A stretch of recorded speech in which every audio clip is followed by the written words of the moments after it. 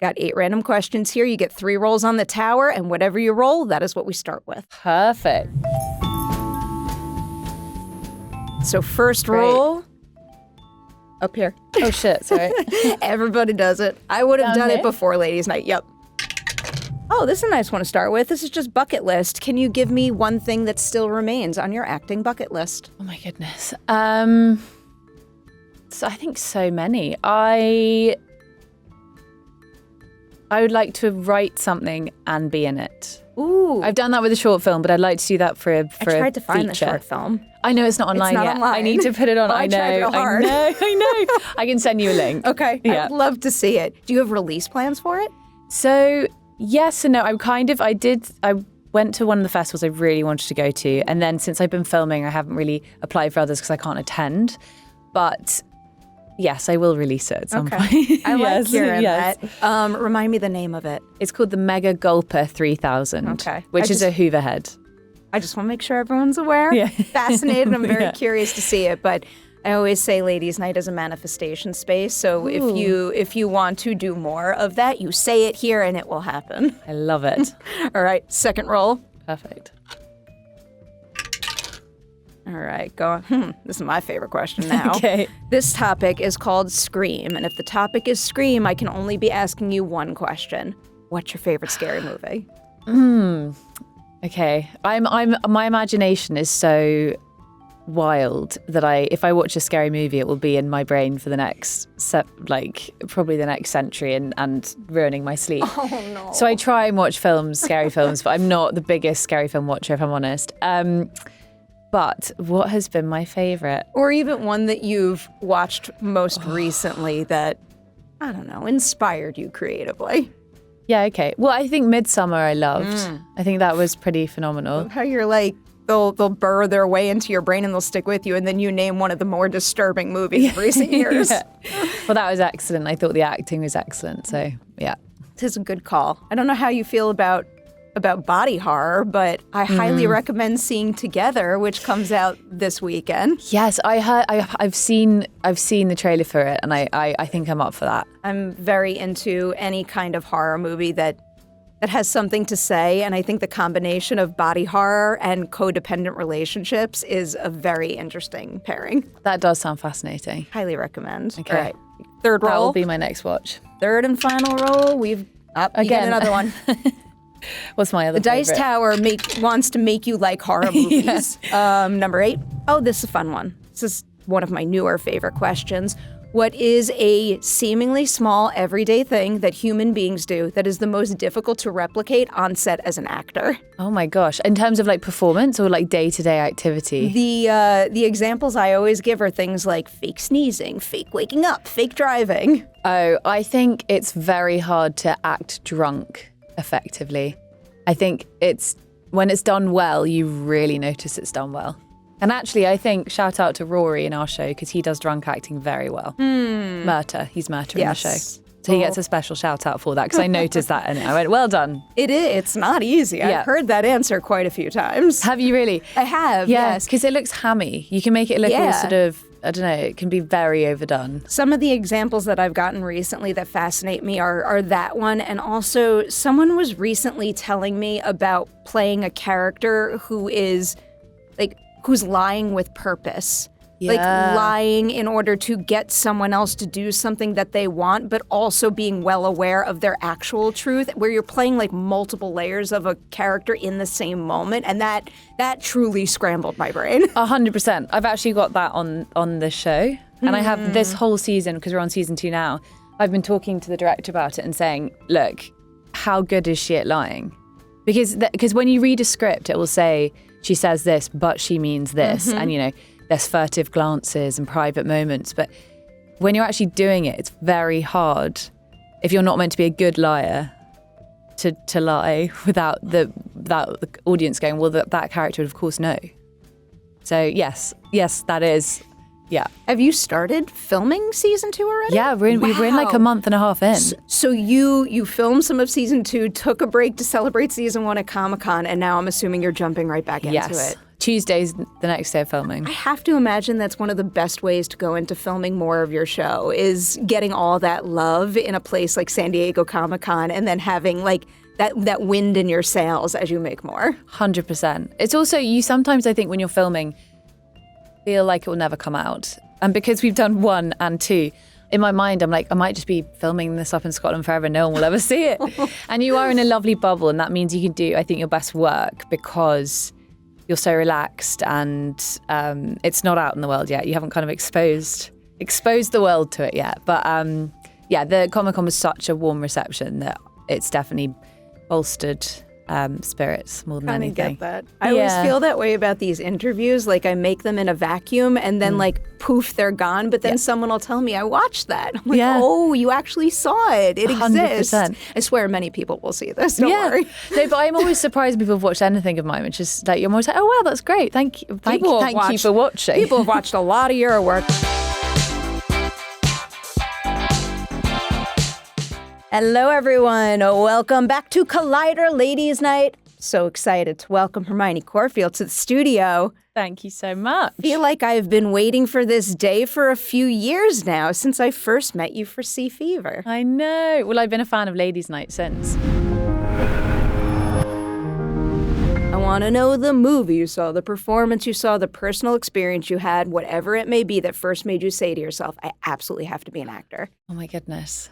I want to say something artistic. Now, but I think it was probably Nickelodeon or something like that. That makes all the sense in the world. I remember begging my mum to take me to an audition for Nickelodeon or Disney or whatever, because I grew up watching so much American TV, really. And I was obsessed. And I was like, and still now, like some of my friends who've been in those shows I've now met later in life, I'm like, you don't know how jealous I would have been of you as a child that you got to do that. So yeah, I think it was that, but I didn't know until much later that it was actually possible, if that makes sense, you know? Yeah. I think you get older and I started being like, no, I should do something. I should be a doctor, or I think at one point I was like, oh, I might be a barrister, which is probably, I don't know, probably should have done this doctor. No, I'm joking. I'm very happy I made this career decision. I think about that stuff all the time. Yeah. I mean, realistically, it is not the most practical or stable industry to be in, but the joy we get out of being here, unparalleled. 100%. I wouldn't have done anything else, and I'm so glad. I think about that a lot. I'm like, I'm so glad I took the risk and did this job. Oh, I don't blame you. Yeah, it's an amazing job, and you know all the stuff, the press stuff, is all additional to it. You know, I think most actors think it's the moment when you're on set and you've got an amazing bit of writing and great actors to work with, and it's euphoric. Yeah. Oh, no, I totally get that. I have 2 follow-up questions. One, the Disney Nickelodeon thing. Is there an actor from one of your favorite Disney or Nickelodeon shows that you got to work with and were totally starstruck by when you first met them? Well, actually, I shot a piece for Teen Vogue when I was like 20. How old was I? Early 20 at some point. And Cole Sprouse was shooting it. And I was so excited. And he's a fantastic photographer in his own right. And obviously, and has a wonderful career as an actor as well. I'm sure he gets all the time. But that was pretty exciting. That was I don't know. That's a good one. Yeah. I'm a big fan of Cole. Yeah. Crossed paths with him a few times at film festivals. Yes. And seeing how he's used his soaring star from a show like Riverdale to lift others up is it's what fills me up sitting in that seat. So I like seeing him do stuff like that. The other follow-up question based on something you had just said is, so you hit the point where you realize you want to act, but then it's a completely different experience when you realize that, one, you have confidence in your craft and you kind of, I guess, see a way in. Do you remember the first thing that happened that made you believe to your core, it is possible for me to build a career in this industry? Yes, I think I was 15 when I joined National Youth Theatre. And that was the first time I was around people that weren't in my school doing school plays. It was people from all over the UK. And they would bring in really good theatre companies, like Complicité came in, and we did all these workshops. And I remember thinking, that it was accessible, and that actually possibly that it could be a it was. There was a way in, I suppose. That was the moment I kind of felt that way. I have National Youth Theater questions because I've been talking about it a lot, and I feel like the phrasing in terms of someone got accepted, someone joined, and that makes me want to know, how exactly do you get in? Is it a standard audition process? Yeah, so you go and you do a kind of group workshop, I think, in the morning, and then you have a monologue. You do monologues in the afternoon. So you do. I think there's a panel of, I think there may be one or two people who run the courses, and then you do a monologue, and then you get the letter, and which is it's your first kind of taste, I suppose, of auditioning and rejection, or not rejection, or but it's a great program. It's really cool. Yeah, really I mean, cool. We always emphasize on this show. I think it's super cool when someone studies a craft like acting in a program like that. You'll see I have a bajillion questions about that, but also there's so many different paths one can pursue to get to having a steady career as an actor in this industry, whether it's professional training or not at all. Yeah. The next question I had about, I guess this is kind of National Youth Theater, is, and correct me if I'm wrong on any of this information, because the internet isn't always right. So you get in at 15, and then at 17, you scored an agent there. So how exactly did that connection happen? Is it one of those situations where you were performing something there and the agent was in the audience? Actually, I got an agent by a casting director called Susie Figgis, who's fabulous casting director. And she's known for going to schools and just like picking kids and saying, and I think she cast the Harry Potters. I know she cast Tim Burton's films. But she saw a photo of me in a magazine. I think it was a magazine. I can't remember exactly. And she called up my school and said, "Does this girl act?" And I just got a scholarship for sixth form to the school for acting. Huh. And so I went in to see her, and it was for Snow White and the Huntsman, which Kristen Stewart did, and didn't get it. But I think I got quite close to getting the young Charlize Theron character. And Susie then asked me, she said, "Do you have an agent?" And I was like, "No, I don't." And she said, "Well, I'm going to set you up with Independent, which is the same agency, and Samira Haim, who's my agent now still." So she set me up. And it's the same person all these years? All these years, yeah. Yeah. It makes me so happy that I will follow up with this question, because I am also a big believer that we don't talk about the actor-agent relationship nearly enough, and having someone in your corner who is the right person to have in your corner is of the utmost importance. Can you tell me something that she does for you that isn't necessarily just like getting her job done and getting you opportunities, but also getting opportunities that really speak to you and the path you want to carve for yourself? Completely. I think the key to being a good agent is just being that consistent person that, regardless of the ups and downs, which there inevitably always are, they maintain the same level of fight and energy for finding you a job.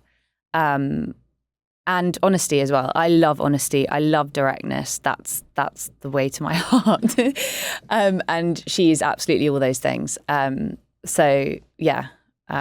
very lucky in that respect. It's been the same person. And not that long after, I also signed with Danielle, who's my manager, who I've also known since I was like 19. So a few years after Samira, but same thing, same amazing energy and complete faith, which is, I think, hard to find. Yeah. As someone who likes honesty, can you tell me your favorite tough love kind of note you either got from them, or even a director on set where, you know, maybe it wasn't something that you were feeling in the moment, but when you embraced the note, you found something even better because of it? Yeah, I mean, that happens all the time. Because I think also actors I'm not all actors, but I think we can be quite stubborn, particularly if you've made a choice about a character and someone comes and gives you a note and you go, "No, I know them better, I'm not doing it." And then you see it and you're like, "Oh, no, okay." Because it's so different what you're feeling to what's actually being seen a lot of the time. I'm trying to think of a specific note I got. I had one director, and he'd always say to me, "Make it much worse." make it much worse. And I'd always be like, I don't want to make it much worse. But I knew exactly what he meant. And then when I saw it, I was so happy that he pushed me to push the character to that area.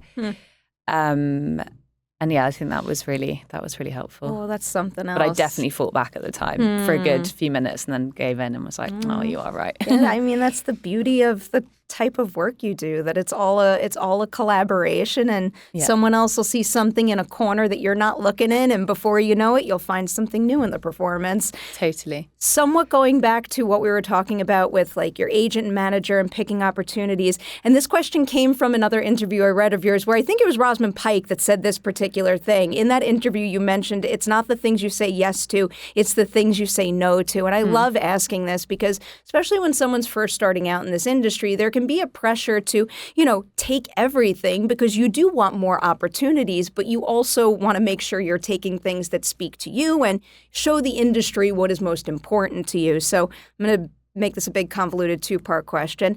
Can you tell me a little bit about finding the courage to say no early on and then also figuring out how to use the power of saying no? Yeah, I think it comes back to having people around you that give you good advice. Because I think it's sometimes hard to know, whether something's going to be, well, you never know if something's going to be a success. It can be like the best script in the world, the best director, an amazing cast attached, and it just doesn't work. So you just don't know. But I think the main thing is what it says to your, this is going to sound, but what it says to your soul and your heart. You're saying that to the right person. I like stuff like this. That's why I want to be in Nickelodeon Disney. But I think you know in your gut what a job's gonna be like for you. And I think sometimes you do have to take jobs for practical reasons. Like obviously we've all got bills to pay, and sometimes you're not gonna feel you're not gonna feel like this is the most exciting thing ever, but also in the same breath, it should do, my boyfriend says, the 3 Ps, which are pocket, prospects, and potential. No, hang on, that's the same as that. Pocket, prospects, and pleasure. So it should have at least 2 of the 3 Ps. So it could be pocket and pleasure, it could be prospects and pleasure, it could be any of those basically. But it should fulfill some of those so you know why you're doing the job. And that's like a practical answer. But I think in your heart, you also know when you're going to be able to bring something different to a part, whether you're going to be able to do something interesting. Like, it could be a tiny little indie, but you've never played that character before. So therefore, you want to do it as a challenge. So yeah, there's always different reasons to take a job. But I think if you're going to go there and not be able to give 100%, you shouldn't be doing the job because it's not fair as well on the people you'd be working with, and it's not fair on the filmmakers, it's not fair on the people that wanted you to play that part, because it's their project, and you're stepping into it. So I think you have to know in your heart that you're going to go and give everything. I'm going to back pocket those 3 Ps and I'm going to start applying them to all the opportunities that come my way. I love that thought. Before I jump into specific titles, there was one other thing that I was reading about the earlier stages of your career that I really wanted to ask about, because as you'll see more and more as we talk, I'm a big old nerd for the variety of acting techniques out there. And I read that at a point you particularly studied method acting in New York. And I was curious what drew you to study that particular technique and what were some of the takeaways from that experience that you now still apply to your work? Yeah, so I mean, I'd studied Stanislavski and then I was sort of reading on from there, and I was really enjoying kind of reading about the method acting, and I found out there was a course in New York, so I was like, right, I'm going to go and see what this is like. And I think my idea was I'd got into read English literature at University College London, and part of me was really wanting to go to drama school. And to go and properly study acting for 3 years at one of the drama schools. But I did already have an agent and a manager, and I decided it wasn't maybe the smartest to go and take 3 years out of the industry. But I still was really interested in studying and learning a bit more about it. So yeah, I did the course for, I think, 3 months, and yeah, the things I took, I think there's some really useful stuff in there. I don't think you necessarily have to be a full method actor to use a lot of the techniques. I really liked because I'm not a huge fan of substitution. When you substitute someone else in or another scenario in your life in to understand what the character's going through, I find it much more useful, and this is one thing I learned, to remember a feeling, a sensation of how you felt when you were jealous or how you felt when you were angry or in love. Because when you think about a person, I think in substitution, your feelings about a scenario or a person are always shifting. So what might have 6 months ago made you cry or 6 months ago reminded you of feeling high and in love might just feel like something completely different and might not translate onto screen. So I focus on sensation, and then normally what happens is a memory will come from that, and that will then, so the sensation sustains you for a while, and then later down when you've done about 300 takes, then I think a memory will kind of pop up, and then I'll use that for a bit. So I think that I found that really helpful. Oh, I love that stuff. I'm so excited to ask you one of my Blood of My Blood ensemble questions later. I will save that. First, I have to jump into some of your very first titles here. And you had quite a few massive franchises right out the gate. Yeah. First one I obviously have to ask about is Mission Impossible Rogue Nation. And it's such a big opportunity. And it's one of those situations where you don't necessarily have a ton of screen time, but you're a key scene right after the title credits. And in a sense, your character is expected to, pretty much meet Tom Cruise at his level. So what was it like doing that scene with him? And also, what were some of your takeaways from that experience? Because you're really damn good in it. And I have to imagine you leave that opportunity with a nice boost in confidence in what could happen next. It was so surreal because I did one audition and I was studying at the time. I was at university at the time. And so I literally left university, went to do the audition across London. And then I got a call from my agent saying, so you've got a recall. I didn't know what I was auditioning for. You've got a recall. So I need you to go to Leavesden Station get a train to Leavesden Station at this time on this day. And I was like, okay. So I showed up at the station. A car pulls up. They're like, get in. I arrive at the set, still not really knowing what I'm doing or why I'm there. I get put in a trailer and I've got my book I'm writing. I'm still trying to read my book for my lectures the next day. And I get a knock on the door and Chris McQuarrie's there. And he's like, hello. And I'm like, oh, hello. We had a chat and then he went away and then someone else came back and then someone else went away and someone else came back. And then I think Chris came back and said, do you want to come and meet Tom? And I was like, yes, I would love to come and meet Tom, thinking, I don't know who Tom is, but I think I've got an idea now maybe who Tom is.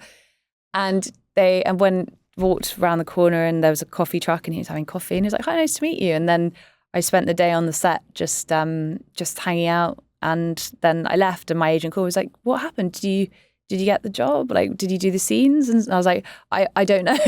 I didn't do the scenes, but I had a great time and everyone's lovely.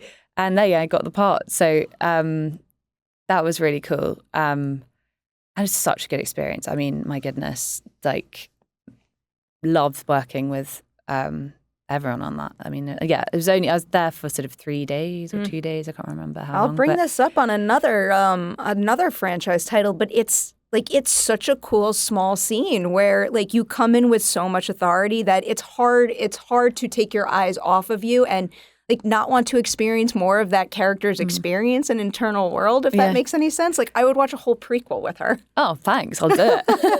I also think there was a point, I think, because I remember speaking to Chris about it, where they were deciding whether she was going to die or not. But he was like, we needed her to die because that needed to be the motivation for the film, for him to kind of follow through. He needed to see the violence to then be like, right, let's go and save the world. So yeah. I wish he didn't die. I wanted more, but same. But again, it serves the rest of the film exceptionally well. So the next one on my list here is XXX. Is that the kind of situation where someone sees you in a Mission Impossible movie, says she's great for action franchises, and then you book another one? Kinda. Well, actually what happened with that is I screen tested for Fast and Furious. So I screen tested and met Vin and did the scenes and then didn't get that. But how many years later, I think maybe a couple of years later, they made XXX. And the director saw my tape for that, my screen test with Vin, and was like, "Oh, okay, I'm gonna write a little part for you in the film." It's another good part, too. Yeah, yeah. Another example of a part where, like, she's only in so much of the movie, but I would like an entire movie with her. Great, again, up for it. But yeah, DJ kind of like made me a little part in the film, and I was filming a TV series at the time, so I kind of so it's perfect size. I could flew into Toronto to shoot it for a day. Like I think, or separately, like 3 days here and there. I think flying back and forth. So it was quite a crazy time. But yeah, it was. Would be a good fit for a Fast and Furious movie. Which movie was it at that point? I'm trying to figure out what year. It was when Deepika was the lead. It was Fast and Furious 8. Where are we on now? Is it 10? We just had 10, isn't it? We just had 10. We just had 10. Yeah. This isn't a spoiler alert because it came out forever, like a couple years ago at this point, but they went to space. Fate of the Furious was the sub with Charlize. Oh my goodness. What was happening in this Fast and Furious? I feel like it was earlier. I definitely watched it. I can't remember. There's so many, and it's never going to stop because people keep wanting more. 100%. So the next one on my list here is a franchise that, again, people want more of.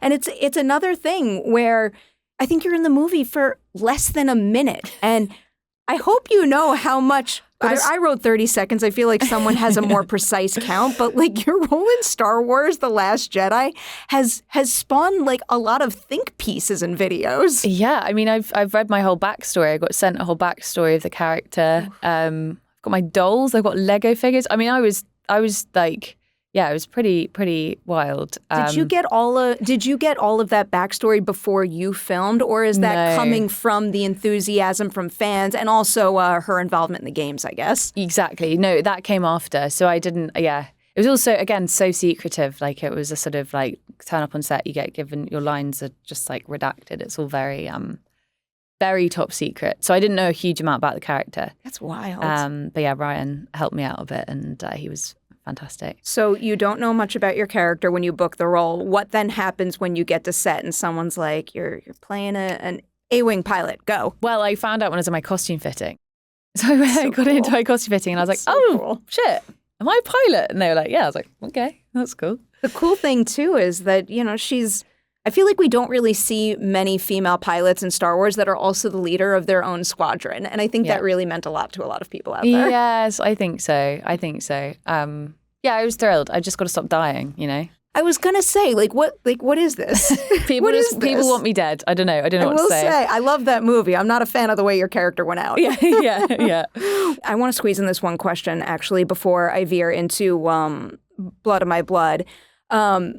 Just to try to maybe touch on another title or two, and also because I think this is an important thing to bring up in terms of someone's journey in this industry. And it ties back to what we were talking about before about, saying no and picking things that speak to you. Do you remember the very first project you did that made you stop and go, like, this right here is a perfect representation of how I want this industry to see me and the types of projects that I want to attract? I think when I got my first lead in an indie, I think my first lead in a film was one of those moments because, like with the franchise, like with Mission Impossible and Triple X, at that age, that felt so huge.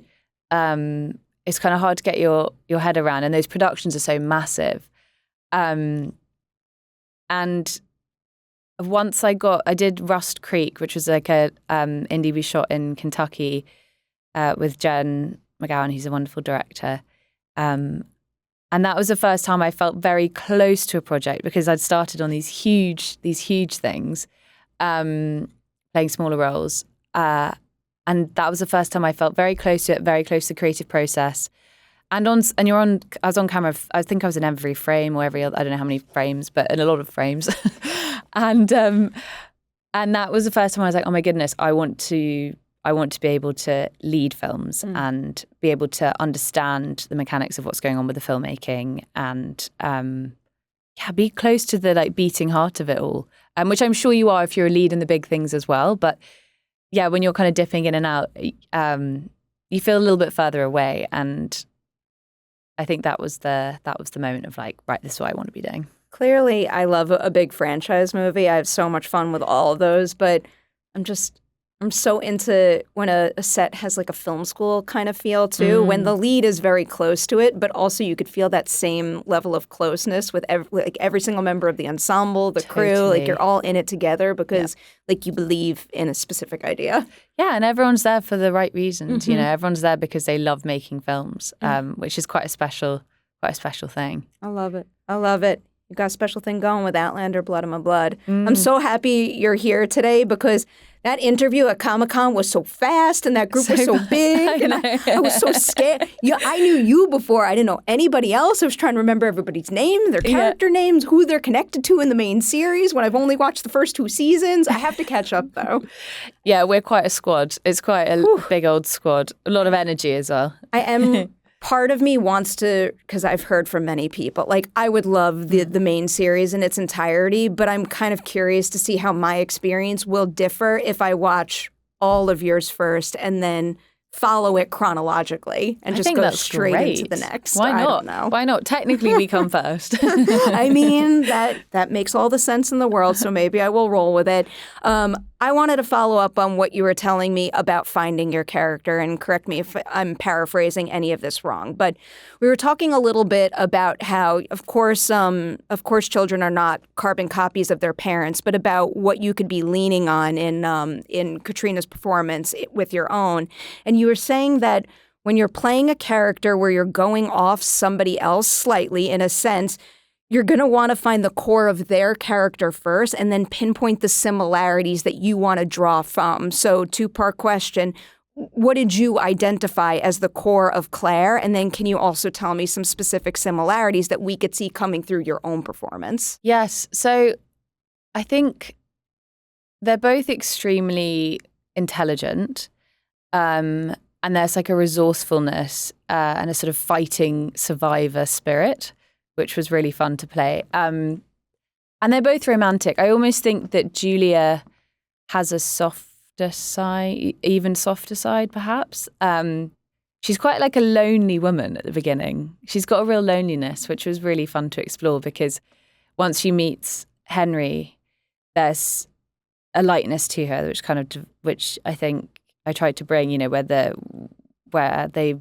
it's a meeting of minds more than anything. You know, it's like a physical thing, but I think they've both been islands, I think, and finding each other, they feel like they've met their match, but also their soulmate. So yeah, I think that was an area I wanted to discover as well. They're both women that follow their hearts rather than their heads, but their heads are very firmly screwed on, I would say. I love when you explain stuff like that. Yes, like, I could feel it. So she is a little lonely at the beginning, and she's kind of on her own island. But we get some examples of her sense of fight and what's important to her in the 1917 material before she goes to 1714. So can you tell me a little bit about how you wanted her personal priorities in her own timeline to come through in terms of how she carries herself and goes about getting what she wants in 1714? So in World War I, she's working at a redaction office. She's part of the war effort. She's a suffragette. She's desperate to go to university. And yeah, she's a forward thinker and she's always busy. Like when I first went into the set of her flat for the first time, it was so detailed and there was just so much stuff everywhere. She was like painting and she has an instrument in that corner and she's fixing this and sewing that. And I think she has such a busy mind. And so when she goes through the stones to the 1700s, I think one of the most difficult things and the saddest things is she doesn't have a lot to do. And she's forced into being a maidservant. But, you know, that busy mind and that constant mental stimulation is put a stop to. So she has to write. She has to write to Henry even if he can't receive those letters because otherwise she'll go insane. So yes, it was quite a hard shift to find how she's maintaining agency in the 1700s, having had so much in the 20s. But yeah, I think she works and she keeps working, but as a maidservant, but I don't know that's not enough. And I think it's like a sort of caged pacing lion is what I was sort of imagining her as. Feel it, and it stresses me out for that reason and many, many others, because you brought up the production design here, and you also mentioned it at Comic-Con too, and I love shining a light on every single aspect of a production when it comes to her apartment in particular. So you go in with a semi-clear sense of who your character is. Is there any tiny little thing that you found about her world only on that set that wound up being a big part of who she became as you continued on with the show? Yeah, I think it's funny because I don't know what I imagined her flat to look like, but it's so it's very small and it's not grand. But I think it's a funny thing. I think she's probably middle class of that time, but is living in a space that's very very. No, it's brimming with creativity, which I think I was really happy to see because she is incredibly practical. And I think going into there, I was like, oh no, the artistic side is as important and as balanced as the practical. I can fix this, I can solve this problem, and I think that was fundamental to the character because it is a romance story, and she is someone that is entirely led by heart, and that became very apparent. Going into that room, it's like her little secret. It almost felt like her secret space and like safe space, and also the inside of her mind. It was like someone had emptied her mind into the room, and I was like, That's why I love. Shit. I've done it like 3 times already. Yeah. That's why I love asking about production design in particular when it comes to a character's room or their home. Like that literally is like their mind coming to life before your eyes, and I think that's such a beautiful thing. You brought up the fact that it's a love story, so I'll go there next. I have many cast questions. I'm going to start with Jeremy first here, and first big question is, what is the very first thing you saw in him or saw him do either in prep or on set that made you stop and go to yourself, that right there is the Henry to my Julia? Oh, such a romantic question. Well, I'd known Jeremy for 10 years before we did this production, so I knew him pretty well.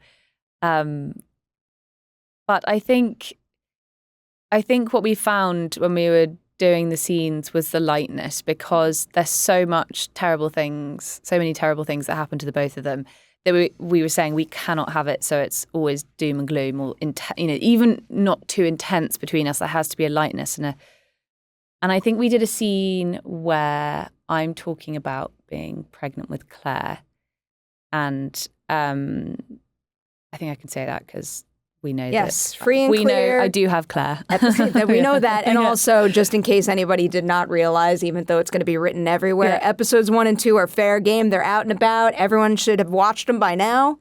Perfect. Spoilers are free and clear for those two. Great. I'm not even sure if that is episode 2, but I think it is. But yeah, she's talking about being pregnant. And I think that scene there, we found a real lightness, and Jeremy's very good at being playful, and also, another scene where the first time we sleep together after we've just met, and we have this dramatic, romantic moment on the steps, and then we go back to Julia's flat, and they're getting undressed. And it was written just as, they're getting undressed. I think it was kind of meant to be sexy and very evocative, and we started trying to get undressed and doing the scene, and we couldn't get out of the period costumes, and we were fiddling, and he was trying to fiddle with my buttons and he couldn't, and we just ended up being like, this is hilarious and ridiculous. And we really lent into it and made that part of the thing, and because that was real, and the first time they're together, and it is going to be clumsy, and they are going to be fumbling, and they're going to be nervous and excited and all those things. And I think the way he was doing that, I was like, oh, this is going to be great, this is going to be fun. Oh, I love that.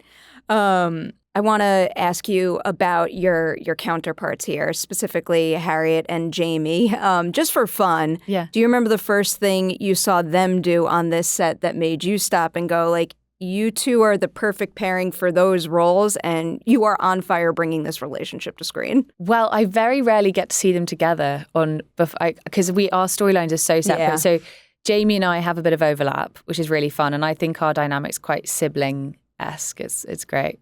Although that's probably later we'll see that. But But yeah, I the first time I saw them acting together was actually when I saw the trailer or when I saw the other episodes.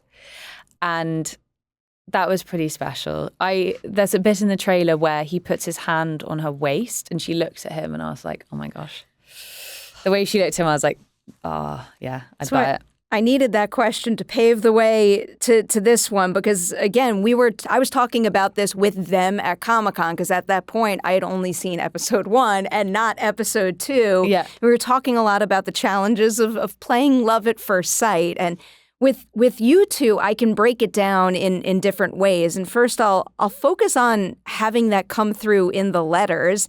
And I know a lot of this probably happens via wonderful writing, but I feel like that writing doesn't come to screen with as much like passion and intensity and believability unless it's placed in the hands of actors who could really sell it. What are some things that you could do, I guess, physically on set while doing scenes where you are reading and writing, and also things you could do when you're doing your voiceover narration of your letters so that we can already start to feel that like these aren't any old letters. These are soulmates coming together. Yeah, I definitely think, as you said, it's down to the writing to a degree, not to a degree, to a large degree. Yeah,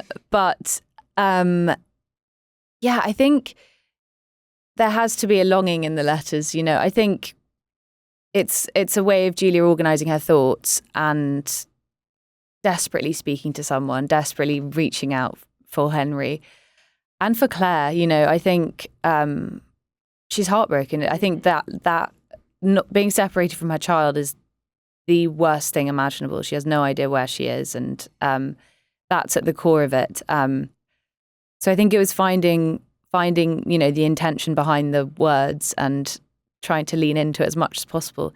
But I recorded a lot of those letters, the voiceovers on set, like, or in the recording studio at the studios outside Glasgow. They'd be like, "Oh, do you mind coming doing the letters?" And I'd go and do them and do it in like 1 or 2 takes. And Matt was like, "I kind of like the ones that we've done already," so I didn't ADR any of them. I kind of did them, and I think that helps in a way because you're in the scenes and you're in the mindset, and then you just go away and do it. One hit wonder around the corner. Imagine. That would be a big help. Yes. So in episode 2, we get the exchanging of letters, and then you referenced it before, there's the moment where they finally see each other in the flesh on the steps. And I feel like I'm going to ramble with this question a little, but when we're talking with Harriet and Jamie, like they have a very different kind of challenge to shoulder where it's like literally love at first sight. But then you two have, I guess, something like 20 to 30 minutes of an episode worth of buildup where we're all anticipating this moment happening. And then there's even more pressure on you to make sure that you sell it super well when you're finally filming that scene. So I guess what kind of conversations do you have to make that feel authentic, which I think it does. Well, Jeremy really did not want to say the line, "Hope springs eternal."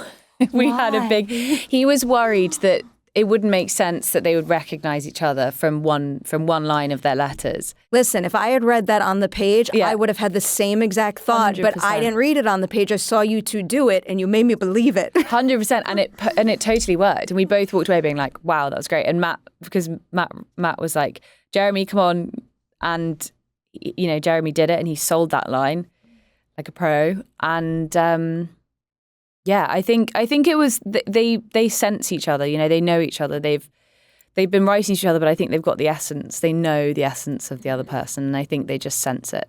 I think you have instincts, though. You know, if you like, I don't know. I think you'd have instincts that was the person. It goes back to what we were talking about before. I'll add that to my everyday things question, where I think like I can't even begin to imagine how challenging it is conveying essence and instincts. No, you're right. You're right. Like I don't even know how to put that into. But I suppose that's good writing, isn't it? I think the magic, and I think it's also buying into the magic of the show because I think it is so romantic and Scotland is so beautiful and people buy into that because of the richness of all of it. And so as an actor, you have to believe and buy into it as well because it does work. And you have to know that it will work on screen. And I think also when you do a first season of something, you're working all that out. And then when you get to second season, you've seen how those scenes play, you give yourself over fully, and you're like, yeah, I believe in the magic, and yeah. Maybe that scene's the answer to this, but do you remember the very first moment on the set of season 1 where you're kind of like I'm on stable ground now. I kind of really get the tone of this show and the feel. It's interesting. I think because episode 6 for me was one of my biggest episodes, I would say, and it's quite contained, and it's I think. Yeah, it's like, that was a real acting exercise. And I think that was the time after I finished that week of filming, because I think we just did it all in 1 week, because it's basically one massive scene.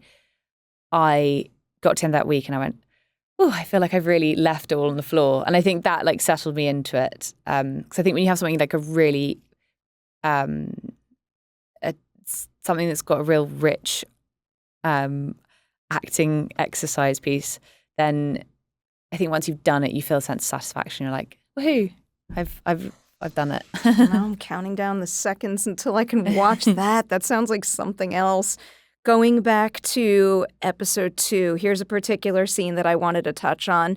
The nightmare scene. What is it like not only having your character be there for his, but also being there for Jeremy as your scene partner when he is in a position where he has to be in such a dark headspace and really give so much of himself to a moment like that? Yeah, I think when someone's got something like that, you have to be aware of what they need and give them space, because, you know, most of the time we'll be sat in a green room chatting and laughing, and I think you have an awareness that when someone's got to do something like that, you just let them be quiet, because I certainly like to be quiet. I normally bring headphones so I can just listen to music and just completely zone out of all the noise. So yeah, I think it's a case of, you know, and sometimes actors just want to chat and laugh and don't do that. And so, but I think when you're the person that's sort of supporting the other person in that scene, you just sort of take a back seat and just observe until you work out what they need. And yeah. It's one heck of a scene, and I want to jump to what happens right after. And admittedly, this question might be better directed towards the writer, director, showrunner, but I'm wondering if they had any conversations with you about this. It cuts from that scene to her waking up in 1714. Did you all have any conversations in terms of why it was best, in episode 2 at least, to stitch those two scenes together? So episode 2, it's the scenes it goes from that nightmare scene in her apartment, and then it fades to black. And when we come back, she's waking up in 1714. And I thought that connection, like, I have my own interpretations of why that was an effective choice, but I just found it to be such an interesting choice. Oh, what was your interpretation? Versus telling the story, you know, purely chronologically and maybe showing the crash again. And I think that particular scene in her apartment is a prime example of how incredibly tethered together they've become and how much they need each other. And there was no stronger way to start the 1700s material than by having them torn apart and having her be alone. Yeah. I absolutely agree with that. Because he's going through a lot. He's going through a lot. And I think she's his support network for that. But in the same breath, he's also, you know, her support. Yeah. And and I think she also feels guilt for not being there for him and not knowing, you know, what he's doing. And she's incredibly nurturing as well, Julia, and it's kind of boundless, her love for her daughter and her husband. And she feels just torn to pieces, not being able to be there for both of them. Mm-hmm. That panic that I felt in that moment was for her being alone, but also seeing him needing her in that moment and then being like, she's alone. What is she going to do? Like, but where is he? And what is he going to do without her? Yeah. Ugh, my heart. So as that scene continues, the next thing I was really curious about is, I guess, kind of figuring out what kind of panic she would experience when, one, she wakes up alone, but then also a little later on in the episode when she comes to realize she is actually in a completely different time, because people could have a variety of different reactions to that. 100%. Yeah, that was hard to get. That again was a difficult kind of thing to play, because you don't really have anything to compare it to. You're like, But yeah, I think a lot of the time it's a movement between just total panic and I need to get the hell out of here, particularly when she discovers what Castle Leathers is like. But then it's also, she's smart and she knows if she opens her mouth that she could be killed. So it's a balance of quietly observing and assimilating and picking up information to work out where she is and how she's going to get out of here. And, is she going to be able to move across that vast landscape of nothingness and be able to find someone to help her? Probably not. So I think it's a balancing act of moving between those two things. What would you do? I feel like you were probably asked. I feel like you were probably asked that 500 times at Comic-Con. Like, what would you do if you woke up and you were in that time period or any other? I don't know what I'd do. I was thinking about this, and my mind went, find someone to marry, which is like a terrifying. But like that in that time probably was the only thing. You have no try and find choice. someone that's got some. That's probably the only level of protection. When you think about it in those simple terms, that's probably the only level of protection you could get. Yeah. The other thing that I got obsessed with thinking about while watching your show, because I think it was mentioned in, maybe it was her VO, was like, if I had time traveled and I woke up in that time period, I would probably think that I was dead. Like, I would think that it wasn't real. Yeah. No, you would. Yeah. I think that freaks me out a little more to consider that part 100%. Of it, that layer of it. Before we near the end of our ladies' night conversation, I did want to make sure to circle back to this cast question because like you are all so delightful, and I love seeing everybody soar in this show. And I know you only have a certain amount of screen time with certain people, but I'm fascinated by the variety of acting techniques. So I want to know the two members of this ensemble with the most polar opposite approaches to their work. Like when you're their primary scene partner, you know you're going to have a different acting experience. Oh my goodness. Okay. Absolutely fascinating. Well, Tony, okay, let's start with Tony Curran, because I feel like Tony and I have lots of stuff together. And he is someone that we'd sit and we'd sort of laugh and joke and howl with laughter before doing the most intense scene in the world. And he really steps into the part. I mean, he is entirely physicality. Everything about it is so transformative and exciting to work with. But yeah, his method, I'd say, is like pretty relaxed. I don't know if he'd be like, hey, but I think he's pretty. He'd laugh and joke until action. Kind of relieved to hear that. Yeah.